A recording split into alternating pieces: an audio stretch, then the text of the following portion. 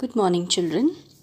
In today's session, we are going to take up chapter 2 of your class 6 literature book, that is Wild Duck.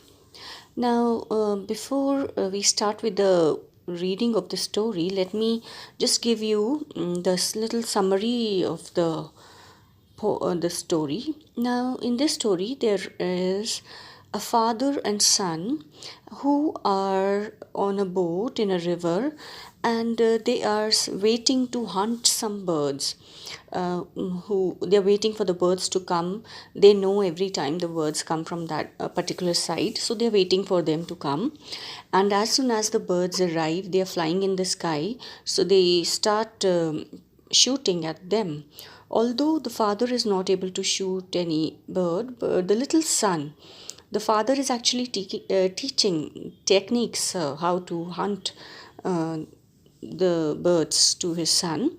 So the son, he proves to be a better hunter, and he picks up one bird. The bird falls down, and as soon as the bird falls down, so they go over to get the bird. The bird is lying behind some bushes which are growing in the river, and the moment he picks up the bird, he finds that the bird is not dead, and a sudden change comes over the boy, and he feels bad about that he had shot the bird, and now the bird is wounded badly. So he takes the bird home, and he takes care of the bird, and the bird is slowly and gradually the birds get uh, better. And now, as the bird gets better, so he wants to take care of the bird, and the bird is getting better, but the bird is actually disabled forever, one of the wings of the bird. So he feels very very bad about it, and this while taking care of that bird, a change comes over him, and he throws away his gun forever, and he decides that never he will is going to shoot any more birds. And the same change takes place in the father when he sees his son taking such a decision. So that is what the story is about. So let us move on to the very first line. So children, I hope you have your book ready with you on page 10. So let us start line by line explanation, and children, keep your book open and a pencil with you. So let us begin with the first paragraph. They will come from over there. The man pointed at a red volcanic hill. So the man, the father, he's teaching his son, he's telling his son that those birds, they are going to come from that particular side, the side where a red volcanic hill is there. Volcanic, you understand, a hill which is made by the lava which comes out of a volcano. So he and the boy both had guns resting across their knees. They sat facing each other in a small, motionless boat with the oars tucked in.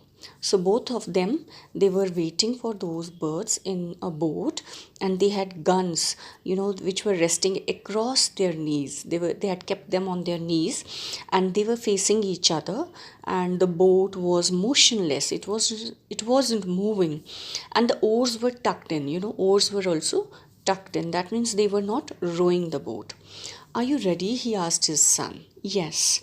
They came in clouds, huge clouds moving very fast.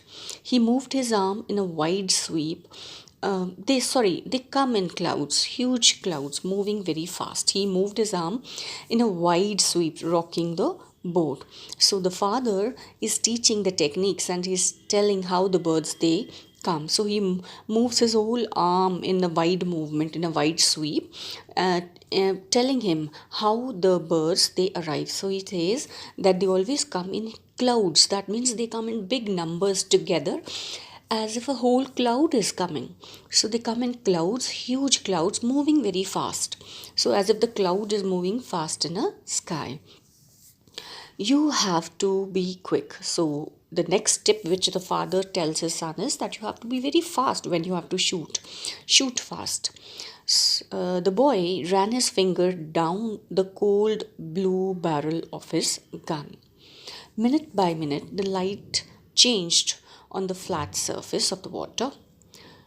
Orange, red, mauve seeped from the sky. So the boy was waiting, and while waiting, he touched the blue barrel of his gun. Barrel is the part from where the shots are made, and then gradually, minute by minute, the light was changing. It was almost afternoon, and gradually it was changing. The sky, the light of the sky was changing. It became raw orange. That means evening. It was turning evening. Orange, then red, then mauve. It became dark, seeped from the skies. The mauve light came from the skies. It was late afternoon, a lake in a wilderness. So where were they? They were in a lake in a wilderness, wildlife area, away from the cities and all that. You loaded? So the father asked the son, that is your gun loaded? So yes is the answer from the boy. Remember, aim well ahead. So this is the next tip which he gives his son. He says, aim well ahead. So always aim in front of them, ahead of them. Wherever they are flying, aim in front of them. You have to imagine the flight path. So he says, you have to imagine that next moment where they will be. So imagine their flight path and aim towards that path, and then gradually, by the time your your gun, your shot reaches there, the birds are there. You To be dead on is not easy. So he says, to be dead on means to target perfectly. It's not very easy, but you have to manage with just one shot. So he says, but you have to manage with just one shot, because maybe that noise disturbs the birds and all that. I know. So the son is very confident, and maybe he's excited about it, and he says, I know. Suddenly the boy looked up. Is that them? So suddenly the boy looks up and asks his father, is that them? Them here word refers to the birds. A ribbon of black dots billowed out of the horizon. So, they could see sort of ribbon of black dots, They were flying in a maybe a line like way, which was giving the effect of a ribbon, and in which there were black dots billowed out of the horizon. Billowed means they rose up fast and in a growing number. The boy was spellbound. So the boy was charmed, He was like, he liked it very much when he saw that particular scene. Maybe he was seeing it for the first time. He had come to hunt for the first time with his father. This is what it shows. So he was spellbound. This was his first experience.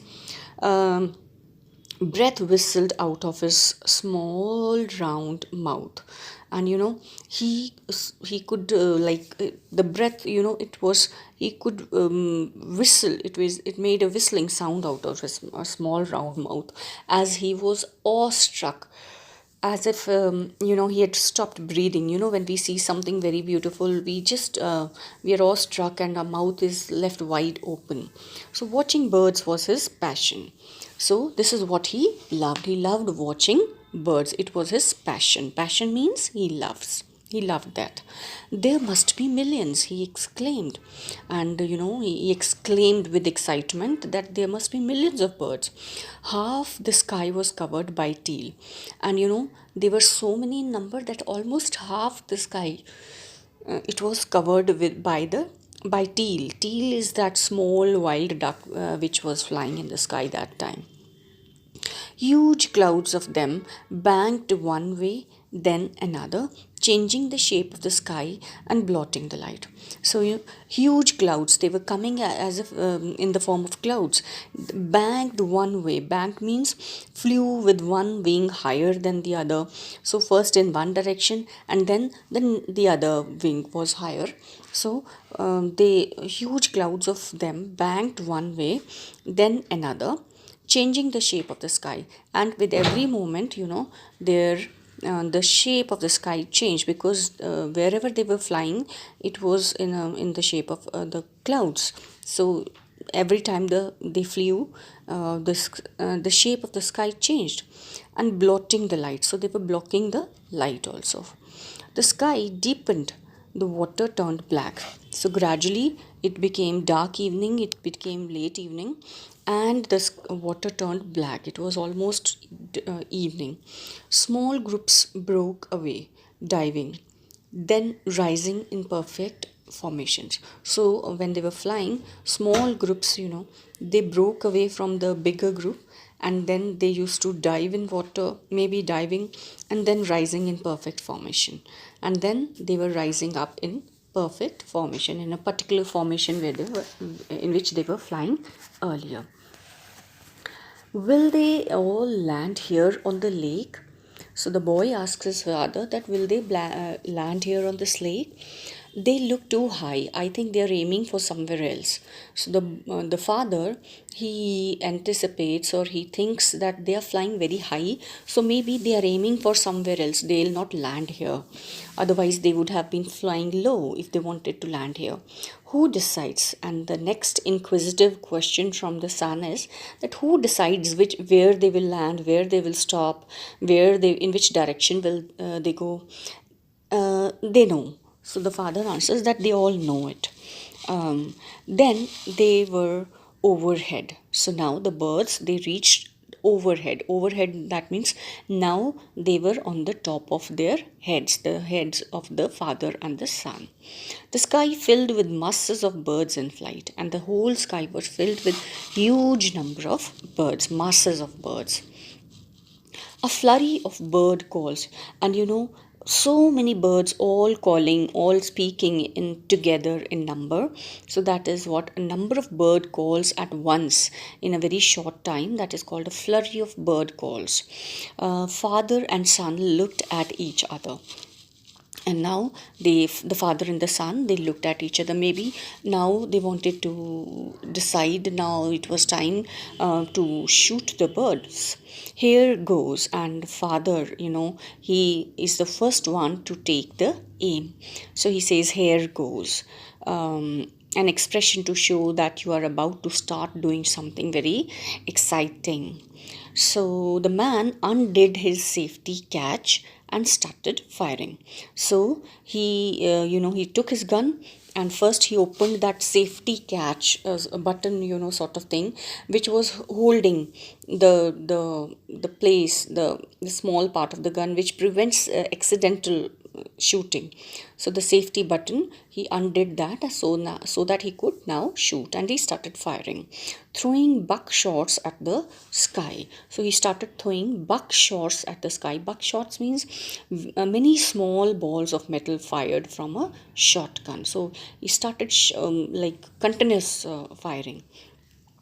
The explosions shook the boat, and the explosions, because of that move, the whole boat started shaking. It started moving because of that sound, and the force with which the gun was fired. It started moving, it started shaking the boat.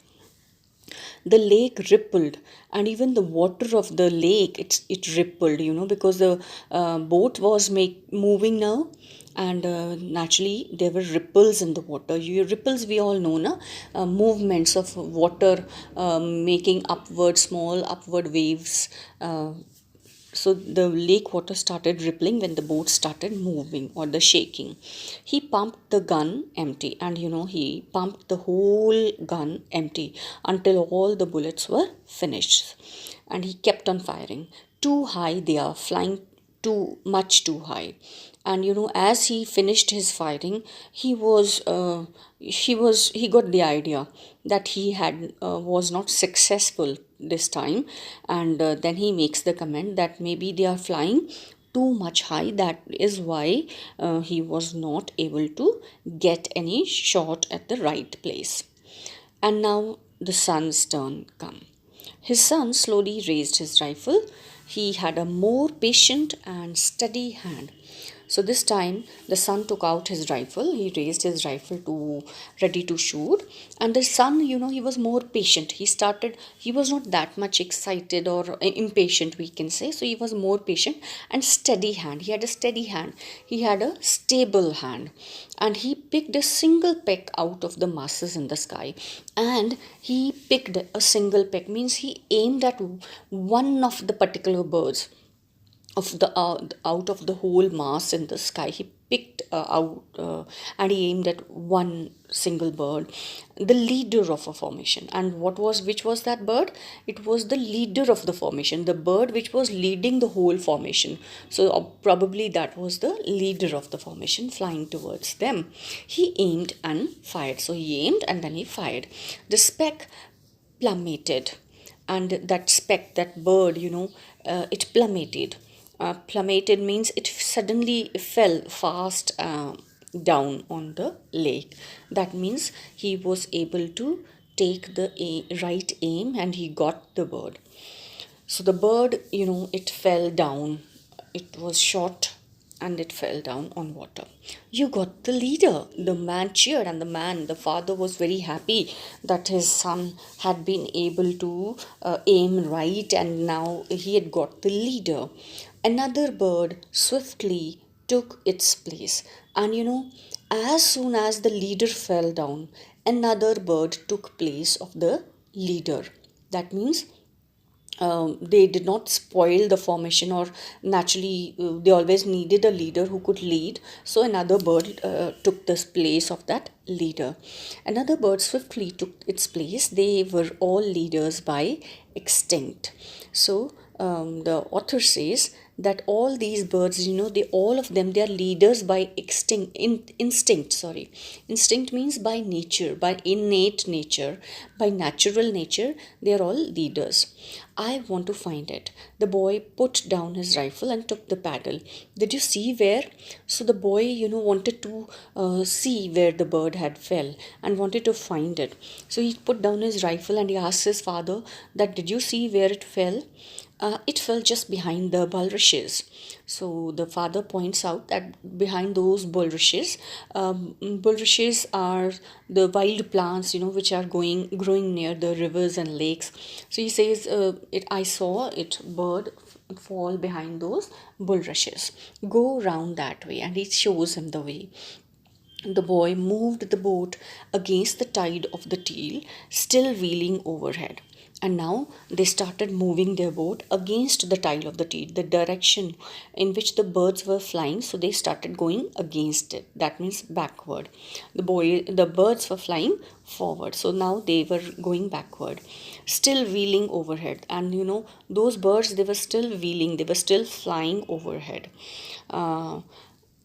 And still wheeling overhead, so they were flying round in circles in the sky now. His arms trembled as he pulled the paddle through the black water, and maybe the boy was shaken, and his arms were trembling, as if he had done it for the first time and he wanted to see what he had done. So he was shaken badly and his arms were trembling as he pulled his boat, as he pulled the paddle through the black water. I think I can see it, he said, leaning forward. So he felt that he had seen the bird where it was. There was a lump floating on the water. And then he saw something, some lump, mass, body mass, floating on the water. Lump is a mass of body. On it, it was a broken wing. And he could see the wing broken, pointing at the sky like a ragged sail of a toy boat. And that broken wing, it was pointed upwards towards the sky, like as if the ragged sail of a toy boat. A toy boat had got the sail ragged.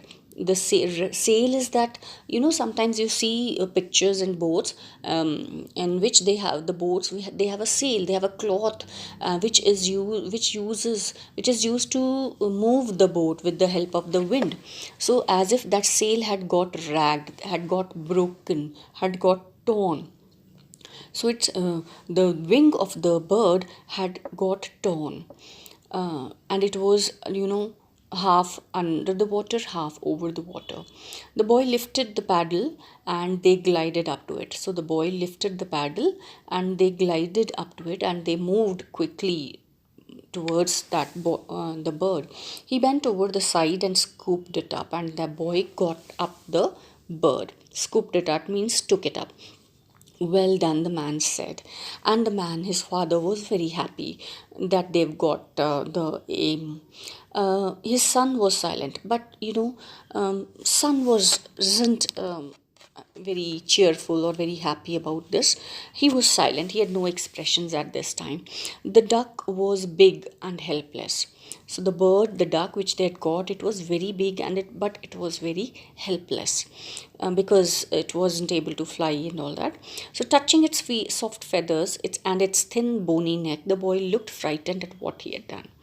So the moment the boy had the bird in his arms, in his hands, the change took over him. When he saw that bird helpless, and he felt that it was because of him that the bird had gone helpless. And so many innumerable thoughts were going across boy's mind. Maybe he was imagining that the bird would have been flying in the sky along with the other birds, and what the other birds might be thinking, where this bird is, and so on. So all these things, were actually disturbing the boy, and he was trembling. He was frightened. The boy looked frightened at what he had done. He was scared. Then the duck lifted up its head, and suddenly the duck, lifted up its head. Look, it's not dead. And the boy was happy, sort of happy, that at least the bird was not dead. The bird blood seemed to flow again in the boy's arms, and this movement in the bird brought life to the boy. Even the boy started feeling that the blood had started flowing in his arms again. Till now, he himself was feeling as if he was dead. So the blood seemed to flow again in the boy's arms. So the moment he saw the bird was alive, he got life himself. He breathed in relief, and he was happy and he was relieved. So he started breathing with relief. The duck looked blank, but the duck, it was helpless and it looked blank. The boy stroked its head. I want to go home. And the boy was stroking the bird with love, and he decided that he had to go home with the bird. You'll have to look after it. So the father tells him that you'll have to look after it if you're taking it home. I know, I want to. So the boy is very clear and says, I know this, but I want to. At home, the boy bandaged the wing and learned to feed the maimed duck. So the boy learned all the techniques how to bandage the wound of that bird, and he learned how to feed that maimed duck. Maimed means that duck was injured so severely that like it was not able to balance properly. It was not able to work properly. So he spent hours watching it waddle about the backyard, and he used to spend hours with the duck, watching it waddle. Waddle means walk with short steps, like swinging the body from one side to another. Sometimes it would stretch its neck and try to flap its lopsided wings. So sometimes, the bird tried to fly also, try to flap its lopsided wings. Lopsided means which were not equally balanced, because maybe because of that injury, wings, but it could never fly again. But the bird was never able to fly again because of that injury. Maybe forever the bird was like disfigured. And one day the man asked his son, where's the gun? So the father one day asked him where the gun was, and the son answered, I threw it away. He said it defiantly, and very boldly he answered, very courageously, and as if he was refusing to obey. He said, I threw it away. You what? And the father was shocked that what had he done. Shocked at the son's boldness. He was not shocked at the answer, or he was not shocked that much by the action what the boy had done, that he had thrown it away, but he was more shocked at the boldness with which his son answered. It was mine, you gave it to me. And the reason the son gives is, it was mine. So you gave it to me. So it's up to me whether I have to keep it or throw it away. But it didn't tell, kill your duck. So the father understands and he gives the reason that your duck wasn't killed. It gave you a duck, but rather you got a duck because of that gun. It made me sick. So the boy answers, that gun, made me sick. Because whenever I saw it, I felt very bad that because of this gun only, this bird is never able to fly again. So it made me sick. He says, whenever I saw that gun, I felt very sick. The man felt the blood pumping in his head. All of a sudden, he felt the blood was rushing to his head, a sort of anger maybe, and then he was filled with a sense of peace. But then all of a sudden, something came upon him, something overcame him, and he was filled with a sense of peace. He found he was relieved that the gun had gone, and even the change came upon the father. He was even relieved that the gun had gone. So this is the little story of a love, and of a boy towards the birds, and how he changes, and even his father changes when they get that little bird. So I hope you love the story, and the value which we get from this chapter is that we should always be considerate and passionate about the animals. We should love animals. Whenever you see some animals in a bad condition, do help them in some way, provide them water or food in the streets. So that is what we'll learn from the story. So children, go through this chapter at least 2 times. You'll love it. And thank you, and have a nice day.